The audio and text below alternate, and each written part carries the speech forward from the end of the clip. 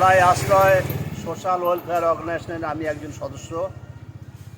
আজকে আমরা সদস্যরা একটা পূর্ব নির্ধারিত যে পরিকল্পনা নিয়েই আমরা আজকে এই কাজে ব্রতী হয়েছি।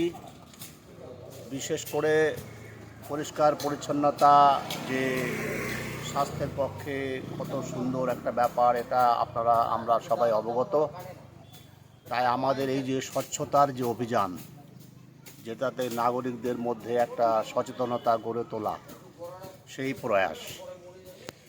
আরেকটি কথা, এই যে ধরুন যেখানে আমরা আজকে এই সাফাই অভিযান করছি, আমরা সদস্যরা কিছু গ্রামবাসীকে নিয়ে, সেই রোডটার নাম এখন কিন্তু পঞ্চানন সরণি, যেই রোডের নামকরণ করেছিলেন আমাদের তরাই আশ্রয় সোশ্যাল ওয়েলফেয়ার অর্গানাইজেশনের সভাপতি হেমন্ত সিনহা মহাশয়।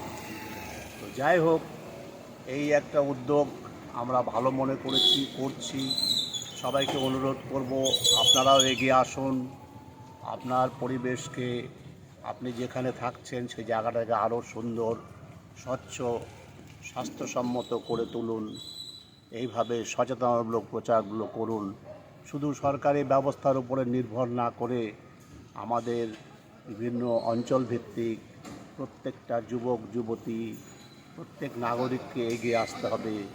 এটা আমাদের জন্য, আমাদের পরবর্তীতে যারা আসবে, আমাদের বংশধরদের জন্য, সবার জন্য। ধন্যবাদ।